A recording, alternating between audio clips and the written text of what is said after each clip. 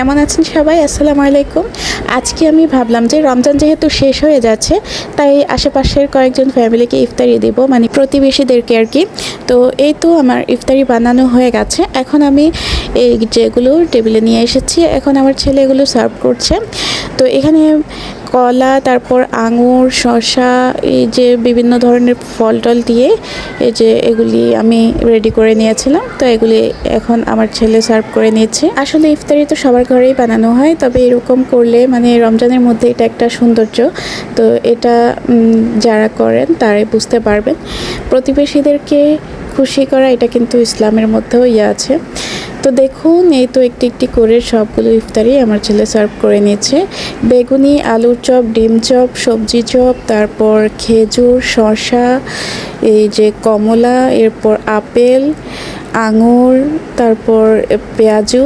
তো এই তো এখন এখানে ছোলা দিয়ে নিচ্ছে। সব কিছু কিন্তু আমি আগে থেকে রেডি করে রেখেছি, এখন শুধু ছেলের শখ আর কি, সে সার্ভ করবে। এই তো ছোলা দিয়ে নিচ্ছে, ছোলাগুলি দিয়ে এরপর মুড়িটা দিয়ে নেব।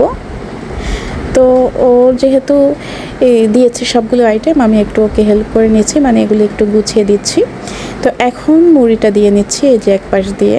এদিকে আমার একটা বড় ভুল হয়ে গেছে, মানে জিলাপি থাকা সত্ত্বেও ঘরের মধ্যে কিন্তু জিলাপিটা দিতে ভুলে গিয়েছিলাম। যাই হোক, আলহামদুলিল্লাহ নিজের সাধ্য মতো যতটুকু পেরেছি দিয়েছি। এই যে নিজের হাতে ইফতারি বানিয়ে প্রতিবেশীদেরকে খাওয়ানো, তো এটা কিন্তু আমার কাছে অনেক বেশি ভালো লাগে। এটা আমি প্রতি রমজানেই করার চেষ্টা করি। তো দেখুন, এভাবে সবগুলো আইটেম প্লেটে প্লেটে নিয়ে এরপর আমার ছেলে দিয়ে এসেছিল। যাক, ভালোই লেগেছে আমার কাছে, সময় মতো দিতে পেরেছি। তো আজকের মতো এই পর্যন্তই। সবাই ভালো থাকবেন। আল্লাহ হাফিজ।